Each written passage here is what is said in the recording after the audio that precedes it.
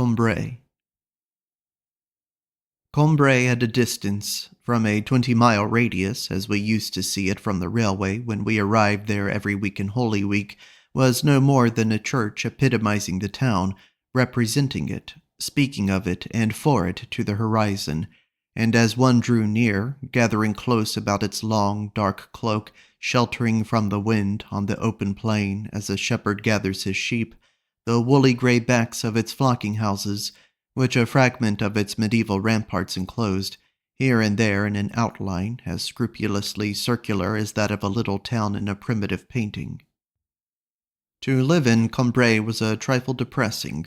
like its streets, whose houses, built of the blackened stone of the country, fronted with outside steps, capped with gables which projected long shadows downwards, were so dark that one had, as soon as the sun began to go down, to draw back the curtains in the sitting-room windows. Streets with the solemn names of saints, not a few of whom figured in the history of the early lords of Combray, such as the Rue Saint-Hilaire, the Rue Saint-Jacques, in which my aunt's house stood,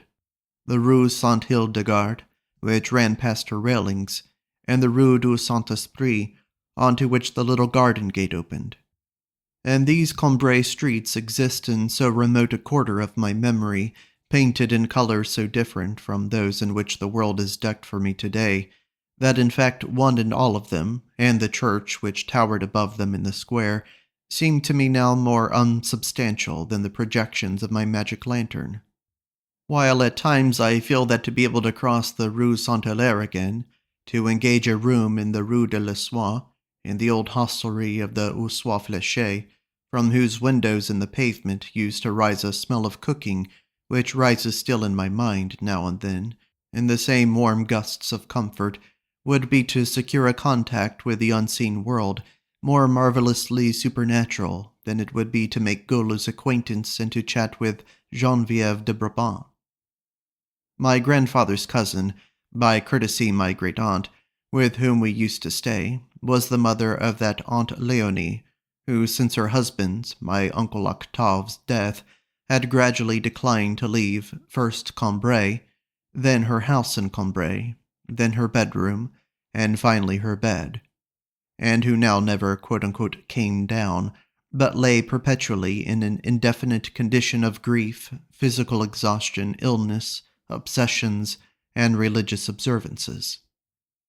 Her own room looked over the Rue Saint-Jacques, which ran a long way further to the end of the Grand Pré, as distinct from the Petit Pré, a green space in the center of the town where three streets met,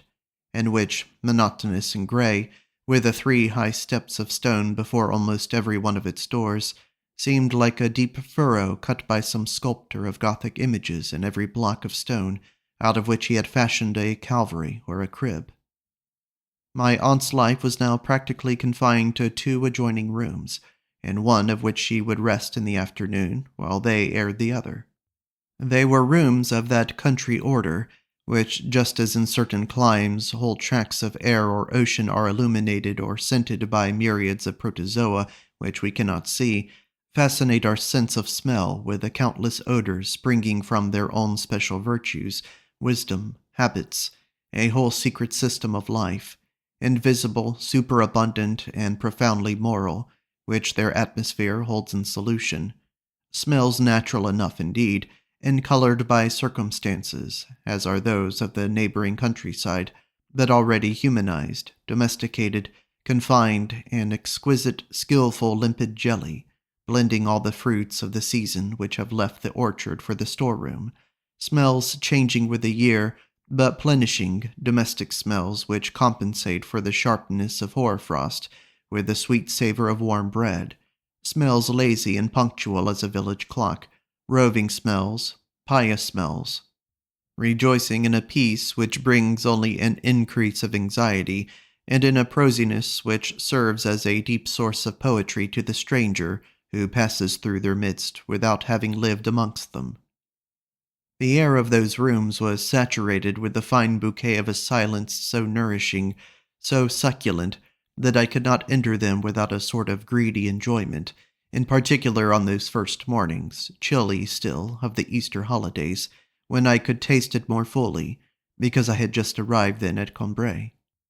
Before I went in to wish my aunt good day, I would be kept waiting a little time in the outer room, where the sun, a wintry sun still, had crept in to warm itself before the fire, lighted already between its two brick sides and plastering all the room and everything in it with a smell of soot, making the room like one of those great open hearths which one finds in the country, or one of the canopied mantelpieces in old castles, under which one sits, hoping that in the world outside it is raining or snowing, hoping almost for a catastrophic deluge to add the romance of shelter and security to the comfort of a snug retreat. I would turn to and fro between the prayer desk and the stamped velvet armchairs, each one always draped in its crocheted antimacassar, while the fire, baking like a pie the appetizing smells of which the air of the room was thickly clotted, which the dewy and sunny freshness of the morning had already raised and started to set,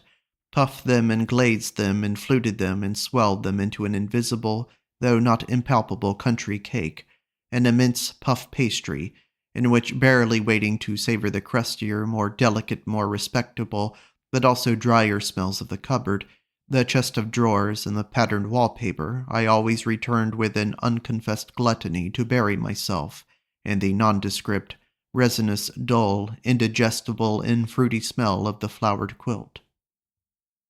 In the next room I could hear my aunt talking quietly to herself. She never spoke save in low tones, because she believed that there was something broken in her head, and floating loose there, which she might displace by talking too loud. But she never remained for long, even when alone, without saying something, because she believed that it was good for her throat, and that by keeping the blood there in circulation, it would make less frequent the chokings and other pains to which she was liable. Besides, in the life of complete inertia which she led, she attached to the least of her sensations an extraordinary importance, endowed with them a protean ubiquity which made it difficult for her to keep them secret,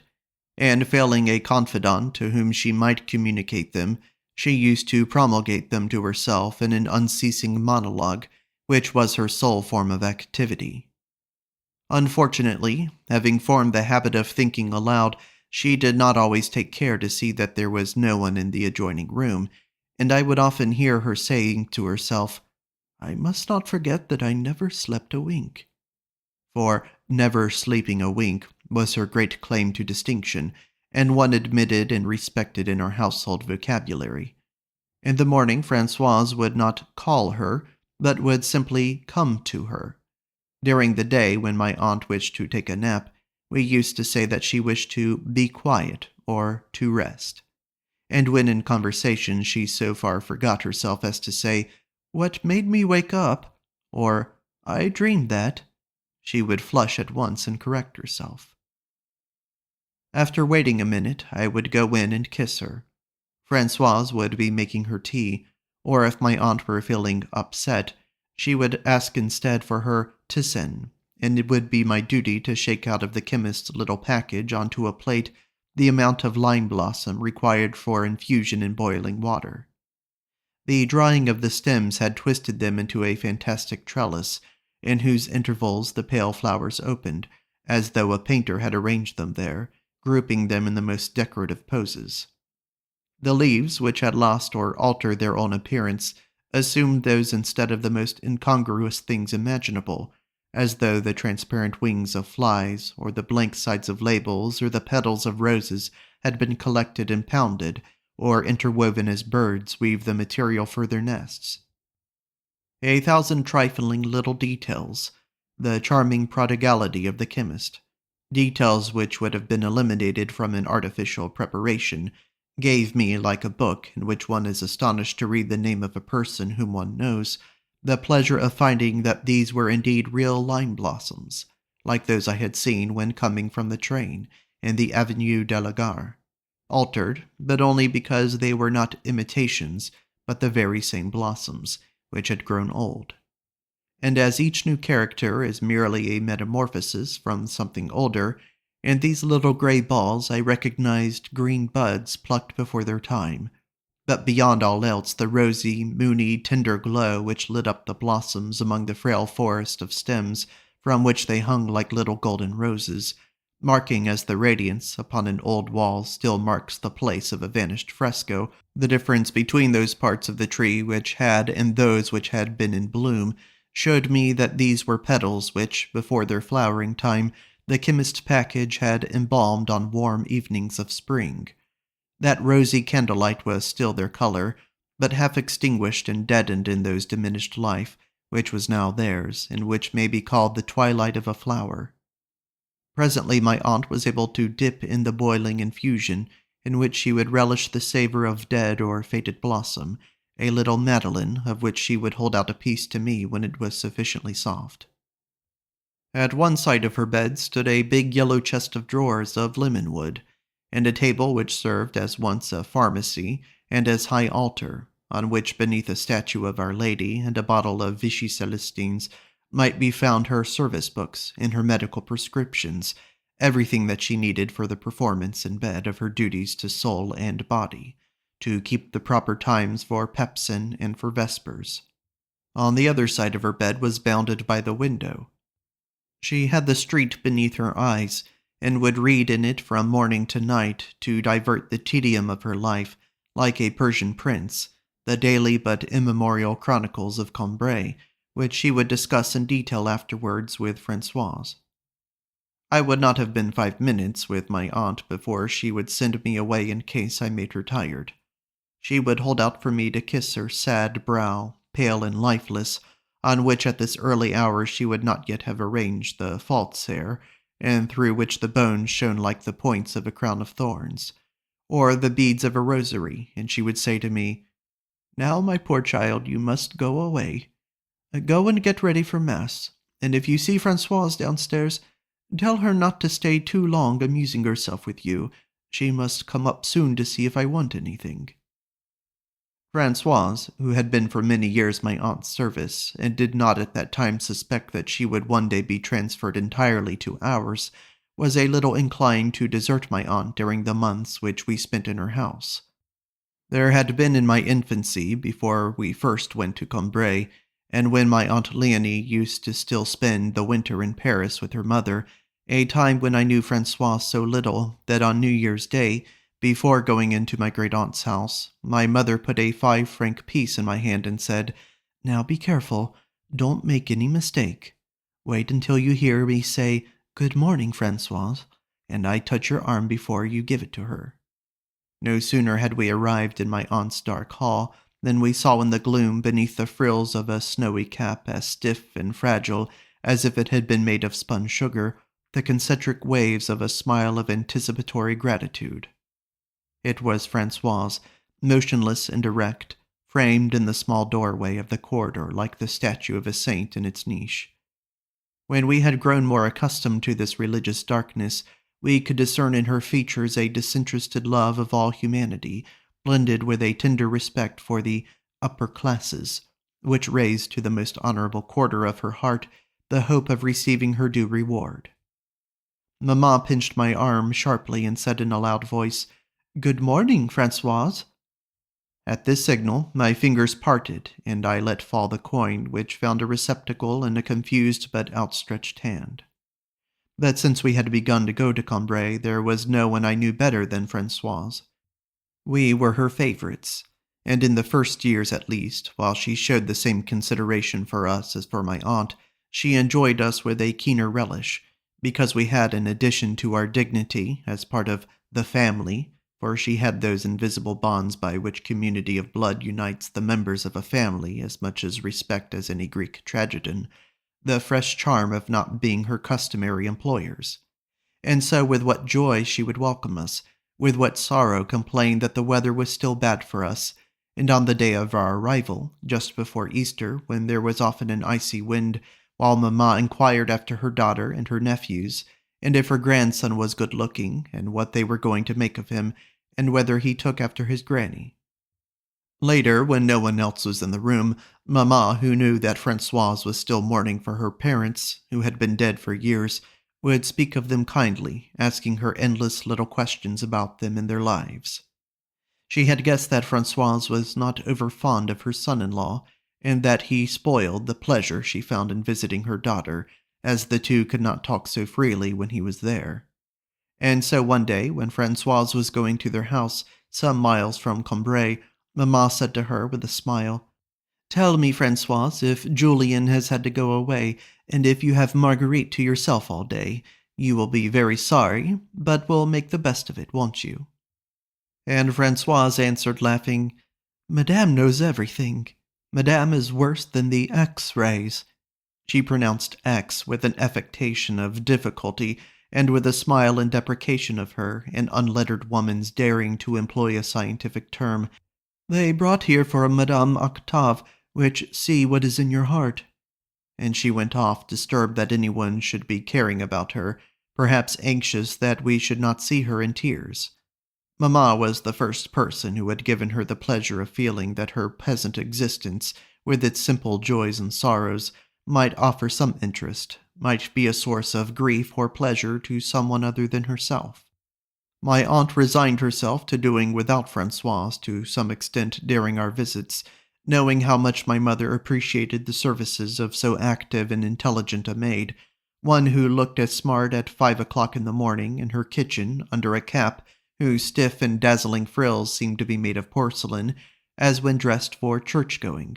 who did everything in the right way, who toiled like a horse, whether she was well or ill, but without noise, without the appearance of doing anything.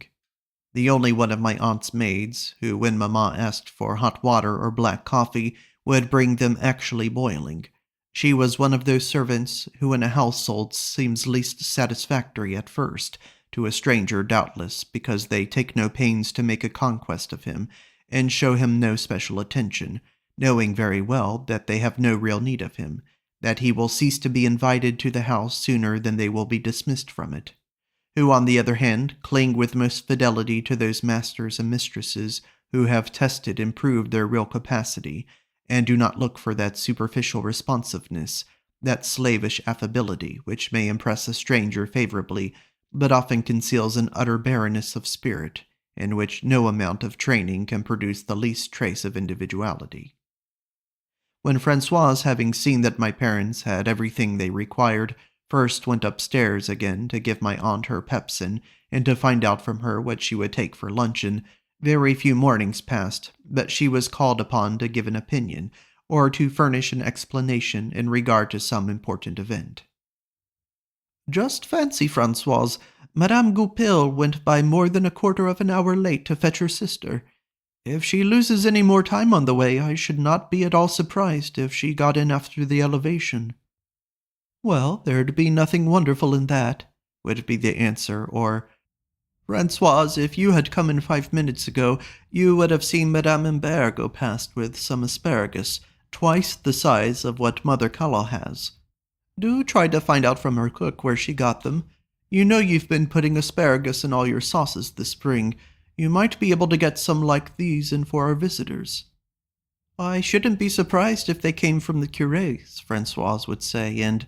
"I'm sure you wouldn't, my poor Francoise," my aunt would reply, raising her shoulders. "From the curé's, indeed. You know quite well that she can never grow anything but wretched little twigs of asparagus, not asparagus at all. I tell you these ones were as thick as my arm. Not your arm, of course, but my poor arm, which has grown so much thinner again this year." Or, "Francoise, didn't you hear that bell just now? It split my head." "No, Madame Octave." "Oh, poor girl, your skull must be very thick. You may thank God for that. It was Maguelone come to fetch Dr. Pouperin. He came out with her at once, and they went off along the Rue de la Swann. There must be some child ill." "Oh, dear, dear, the poor little creature," would come with a sigh from Francoise, who could not hear of any calamity befalling a person unknown to her, even in some distant part of the world, without beginning to lament, or, "Francoise, for whom did they toll the passing bell just now? Oh dear, of course it would be for Madame Rousseau, and to think that I had forgotten that she passed away the other night. Indeed, it is time the Lord called me home too. I don't know what has become of my head since I lost my poor Octave, but I'm wasting your time, my good girl." Indeed, no, Madame Octave. My time is not so precious. Whoever made our time didn't sell it to us. I am just going to see that my fire hasn't gone out. In this way, Francoise and my aunt made a critical valuation between them in the course of these morning sessions of the earliest happenings of the day. But sometimes these happenings assumed so mysterious or so alarming an air that my aunt felt she could not wait until it was time for Francoise to come upstairs, and then a formidable and quadruple peal would resound throughout the house. "But, Madame Octave, it is not time for your pepsin," Francoise would begin. "Are you feeling faint?" "No, thank you, Francoise," my aunt would reply. That is to say, yes, for you know how well there is very seldom a time when I don't feel faint. One day I shall pass away like Madame Rousseau, before I know where I am. But that is not why I rang. Would you believe that I have just seen, as plainly as I see you, Madame Goupil with a little girl I didn't know at all? Run and get a pennyworth of salt from Camus. It's not often that Theodore can tell you who a person is." "But that must be Monsieur Pepin's daughter," Francoise would say, preferring to stick to an immediate explanation, since she had been perhaps twice already to Camus' shop that morning. "Monsieur Pepin's daughter? Oh, that's a likely story, my poor Francois. Do you think I should not have recognized Monsieur Pupin's daughter?" "But I don't mean the big one, Madame Octave. I mean the little girl. He one who goes to school at Jouy. I seem to have seen her once already this morning." "Oh, if that's what it is," my aunt would say, "she must have come over for the holidays. Yes, that is it. No need to ask. She will have come over for the holidays. But then we shall soon see Madame Sazerac come along and ring her sister's doorbell for her luncheon. That will be it. I saw the boy from Galopin's go by with a tart. You will see that the tart was for Madame Goupil. Once Madame Goupil has anyone in the house, Madame Octave, you won't be so long in seeing all her folk going in to their luncheon there, for it's not so early as it was," would be the answer for Francoise, who was anxious to retire downstairs to look after our own meal, was not sorry to leave my aunt with a prospect of such a distraction. "Oh, not before midday," my aunt would reply in a tone of resignation, darting an uneasy glance at the clock, but stealthily, so as not to let it be seen that she, who had renounced all earthly joys, yet found a keen satisfaction in learning that Madame Goupil was expecting company to luncheon, though, alas, she must wait a little more than an hour still before enjoying the spectacle. "And it will come in the middle of my luncheon," she would murmur to herself. Her luncheon was such a distraction in itself that she did not like any other to come at the same time. "At least you will not forget to give me my creamed eggs on one of the flat plates." These were the only plates which had pictures on them, and my aunt used to amuse herself at every meal by reading the description on whichever might have been sent up for her. She would put on her spectacles and spell out, "Ali Baba and the 40 Thieves," "Aladdin or the Wonderful Lamp," and smile and say, "Very good indeed."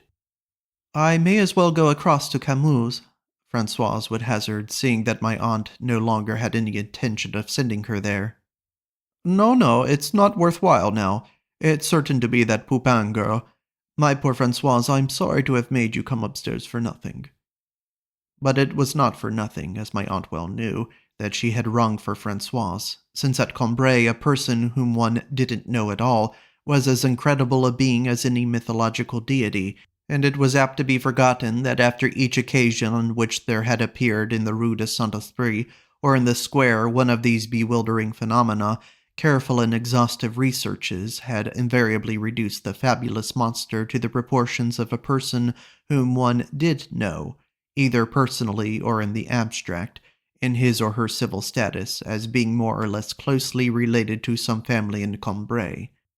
It would turn out to be Madame Sauton's son discharged from the army, or the Abbé Pedreau's niece come home from her convent, or the curé's brother, a tax collector at Châteaudun, who had just retired on a pension, or who had come over to Combray for the holidays.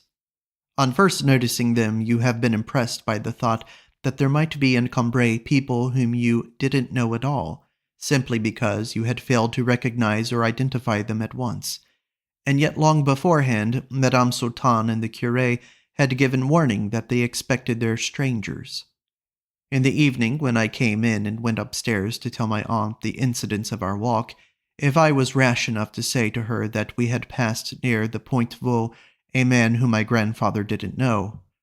"A man grandfather didn't know at all," she would exclaim. "That's a likely story." None the less, she would be a little disturbed by the news. She would wish to have the details correctly, and so my grandfather would be summoned. "Who can have it been that you have passed near the Pont Vaux, uncle? A man you didn't know at all?" "Why, of course I did," my grandfather would answer. "It was Prosper, Madame Bouilleboeuf's gardener's brother." "Ah, well," my aunt would say, calm again, but slightly flushed still. "And the boy told me that you had passed a man you didn't know at all." After which I would be warned to be more careful of what I said, and not to upset my aunt so by thoughtless remarks.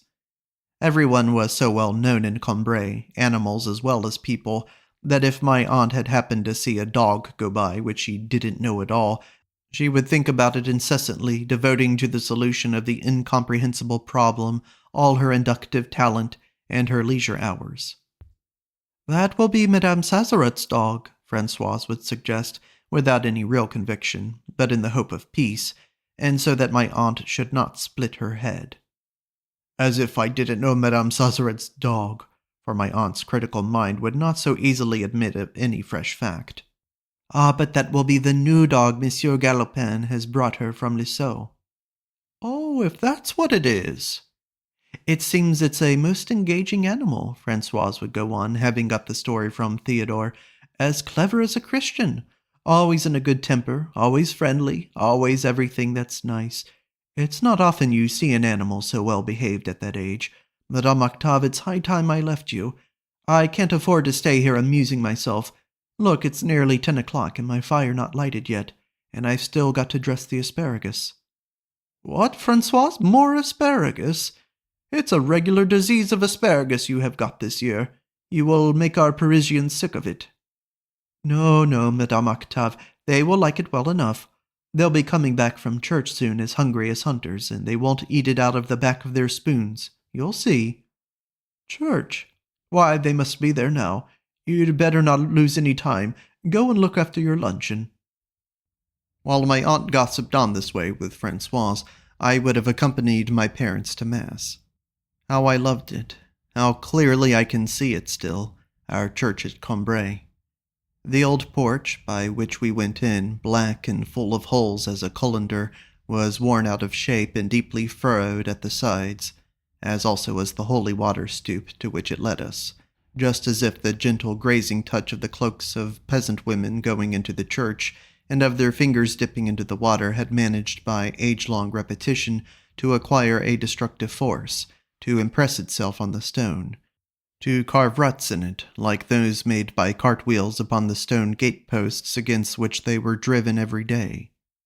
Its memorial stones, beneath which the noble dusts of the abbots of Combray who were buried there furnished the choir with a sort of spiritual pavement, were themselves no longer hard and lifeless matter, for time had softened and sweetened them, and had made them melt like honey, and flow beyond their proper margins, either surging out in a milky frothing wave, washing from its place a florid Gothic capital, drowning the white violets of the marble floor,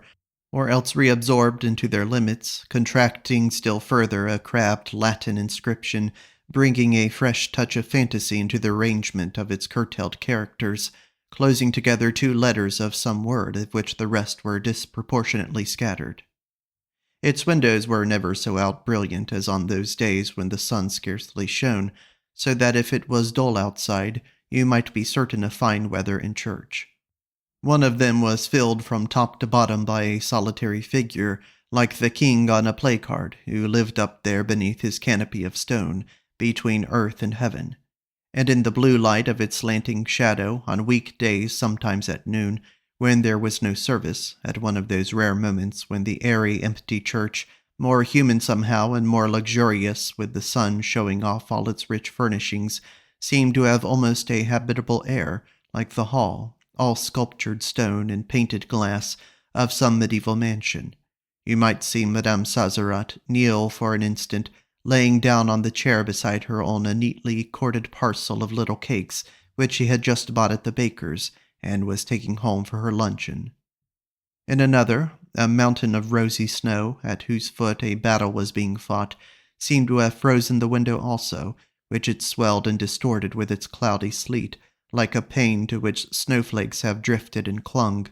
but flakes illumined by a sunrise, the same doubtless which purpled the reredos of the altar with tints so fresh that they seemed rather to be thrown on it for a moment by a light shining out from outside and shortly to be extinguished, then painted and permanently fastened on the stone. And all of them were so old that you could see here and there their silvery antiquity, sparkling with the dust of centuries, and showing in its threadbare brilliance the very chords of their lovely tapestry of glass. There was one of them among which was a tall panel composed of 100 little rectangular windows, of blue principally, like a great game of patience of the kind planned to beguile King Charles VI. But either because a ray of sunlight had gleamed through it, or because my own shifting vision had drawn across the window, whose colors died away and were rekindled by turns, a rare and transient fire, the next instant it had taken on all the iridescence of a peacock's tail, then shook and wavered in a flaming and fantastic shower, distilled and dropping from the groin of the dark and rocky vault down the moist walls, as though it were along the bed of some rainbow grotto of sinuous stalactites that I was following my parents, who marched before me, their prayer books clasped in their hands. A moment later the little lozenge windows had put on their deep transparence. The unbreakable hardness of sapphires clustered on some enormous breastplate, but beyond which could be distinguished, dearer than all such treasures, a fleeting smile from the sun, which could be seen and felt as well here, in the blue and gentle flood in which it washed the masonry, as on the pavement of the square or the straw of the market-place, and even on our first Sundays when we came down before Easter, it would console me for the blackness and barrenness of the earth outside by making burst into blossom, as in some springtime in old history among the airs of St. Louis, this dazzling and gilded carpet of forget-me-nots in glass. 2 tapestries of high warp represented the coronation of Esther, in which tradition would have it that the weaver had given to Ahasuerus the features of one of the kings of France, and to Esther those of a lady of Guermantes, whose lover he had been. Their colors had melted into one another, so as to add expression, relief, light to the pictures. A touch of red over the lips of Esther had strayed beyond their outline. The yellow on her dress was spread with such unctuous plumpness as to have acquired a kind of solidity, and stood boldly out from the receding atmosphere, while the green of the trees, which was still bright in silk and wool among the lower parts of the panel, but had quite gone at the top, separated in a paler scheme above the dark trunks, the yellowing upper branches, tanned and half obliterated by the sharp, though sidelong rays of an invisible sun.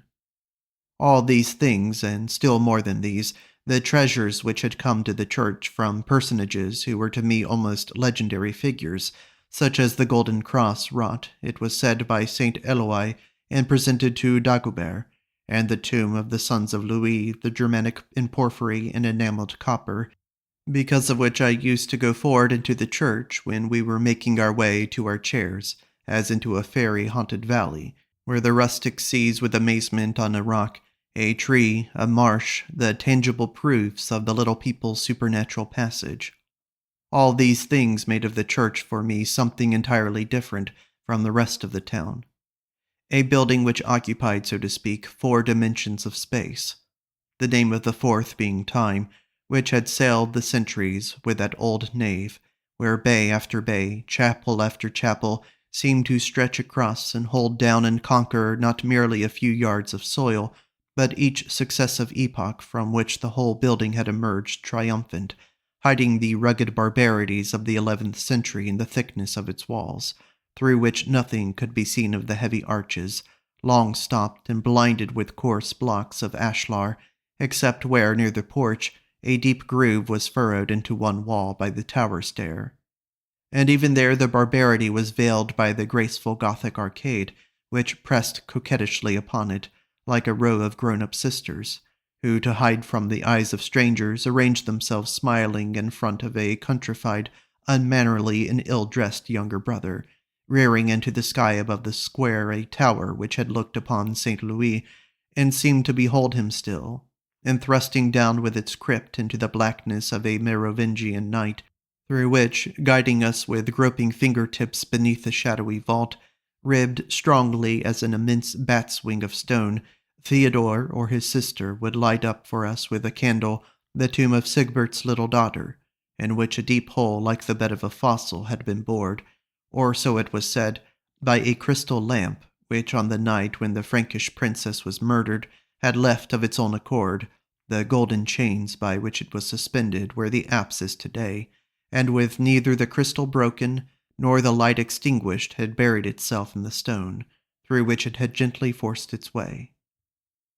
And then the apse of Combray. What am I to say of that? It was so coarse, so devoid of artistic beauty, even of the religious spirit. From outside, since the street crossing which it commanded was on a lower level, its great wall was thrust upwards from a basement of unfaced ashlar, jagged with flints, in all of which there was nothing particularly ecclesiastical. The windows seemed to have been pierced at an abnormal height, and its whole appearance was that of a prison wall rather than of a church. And certainly in later years, were I to recall all the glorious apses that I had seen, it would never enter into my mind to compare with any one of them the apse of Combray. Only one day, turning out of the little street in some country town, I came upon 3 alleyways that converged, and facing them an old wall, rubbed, worn, crumbling, and unusually high, with windows pierced in it far overhead, and the same asymmetrical appearance as the apse of Combray.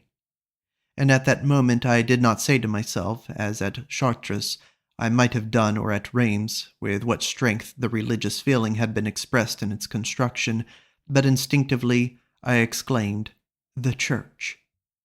The Church, a dear familiar friend, close pressed in the Rue Saint-Hilaire, upon which its north door opened by its 2 neighbors, Madame Lussault's house and the pharmacy of Monsieur Rapin, against which its walls rested without interspace,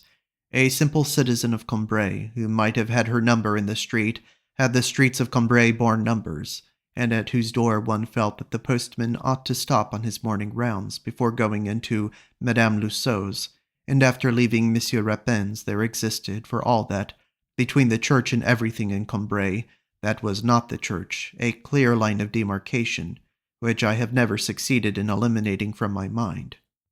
In vain might Madame Lussault deck her window-sills with fuchsias, which developed the bad habit of letting their branches trail at all times and in all directions, head downwards, and whose flowers had no more important business, when they were big enough to taste the joys of life, than to go and cool their purple, congested cheeks against the dark front of the church. To me, such conduct sanctified the fuchsias not at all. Between the flowers and the blackened stones towards which they leaned, if my eyes could discern no interval, my mind preserved the impression of an abyss. From a long way off, one could distinguish and identify the steeple of Saint-Hilaire, inscribing its unforgettable form upon a horizon beneath which Combray had not yet appeared. When from the train which brought us down from Paris at Easter time, my father caught sight of it, as it slipped into every fold of the sky in turn, its little iron cock veering continually in all directions, he would say, "Come, get your wraps together, we are there." And on one of the longest walks we ever took from Combray, there was a spot where the narrow road emerged suddenly onto an immense plain, closed at the horizon by strips of forest, over which rose and stood alone the fine point of Saint-Hilaire's steeple, that so sharpened and so pink that it seemed to be no more than sketched on the sky by the fingernail of a painter, anxious to give such a landscape to so pure a piece of nature, this little sign of art, this single indication of human existence. As one drew near it and could make out the remains of the square tower, half in ruins, which still stood by its side, though without rivaling it in height, one was struck first of all by the tone, reddish and somber, of its stones.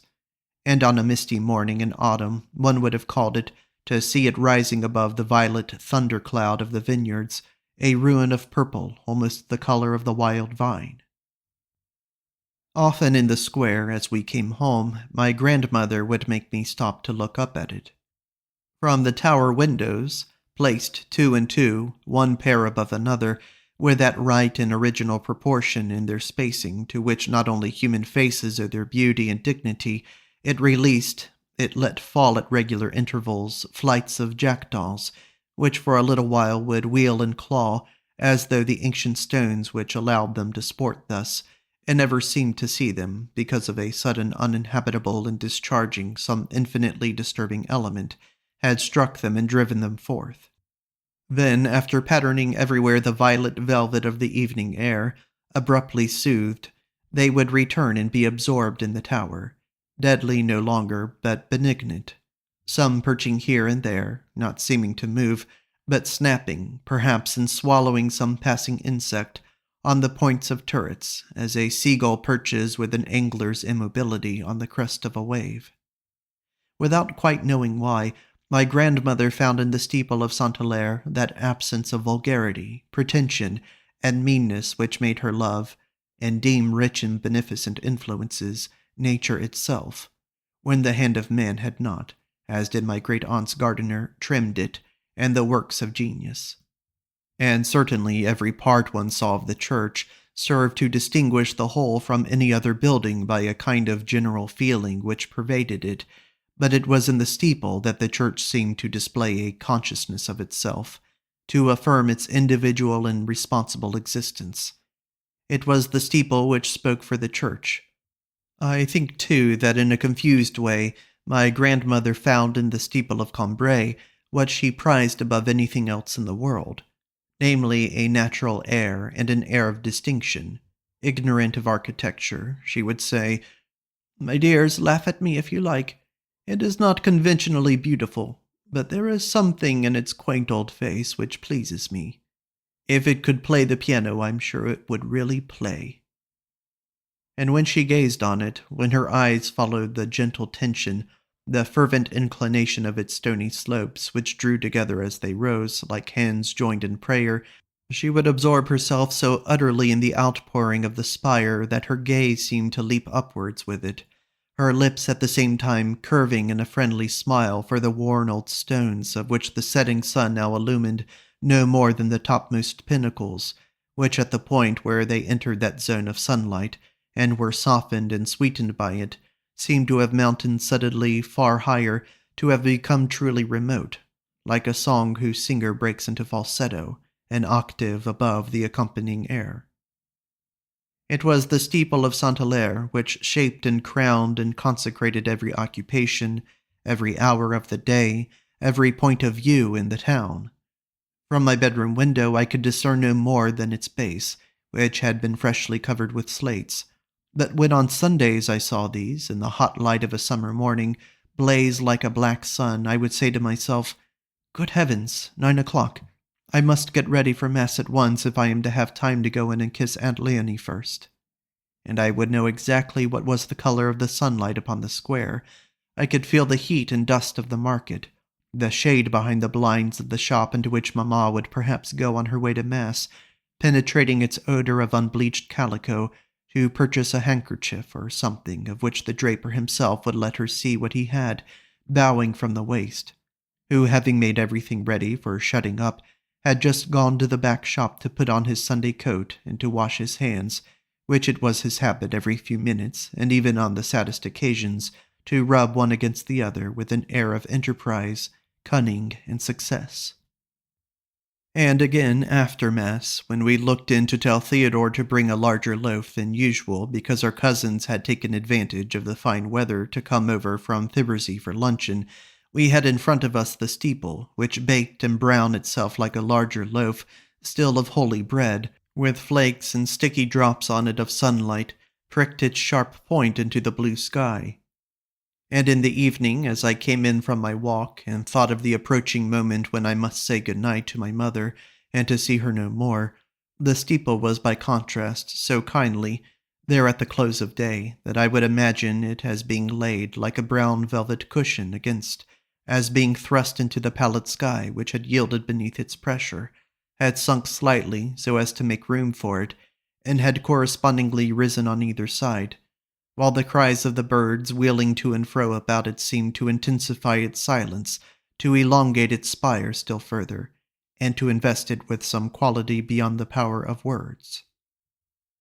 Even when our errands lay in places behind the church, from which it could not be seen, the view seemed always to have been composed with reference to the steeple, which would stand up now here, now there among the houses, and was perhaps even more affecting when it appeared thus without the church.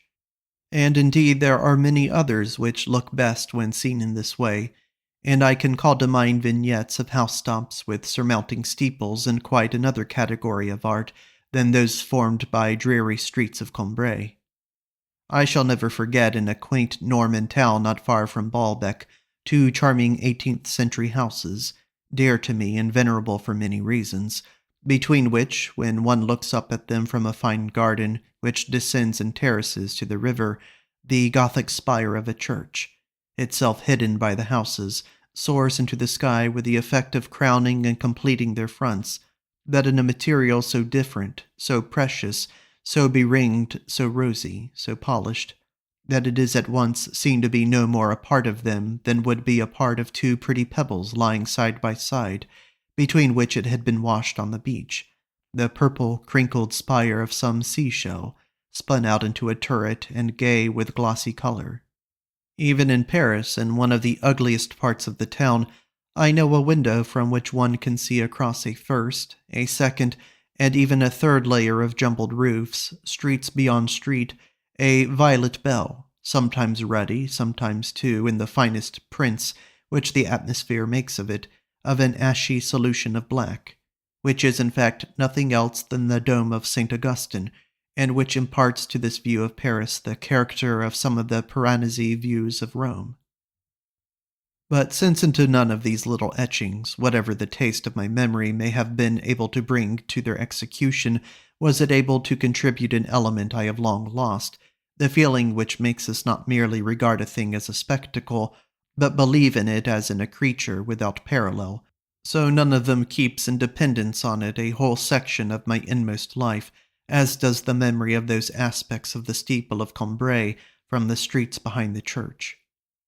Whether one saw it at 5 o'clock when going to call for letters at the post office, some doors away from one on the left, raising abruptly with its isolated peak the ridge of housetops, or again when one had to go in and ask for news of Madame Sazerat, one's eyes followed the line where it ran low again beyond the farther, descending slope, and one knew that it would be the second turning after the steeple, or yet again, if pressing further afield one went to the station, one saw it obliquely, showing in profile fresh angles and surfaces, like a solid body, surprised at some unknown point in its revolution, or from the banks of the Vivonne, the apse, drawn muscularly together, and heightened in perspective, seemed to spring upwards with effort, which the steeple made to hurl its spire point into the heart of heaven.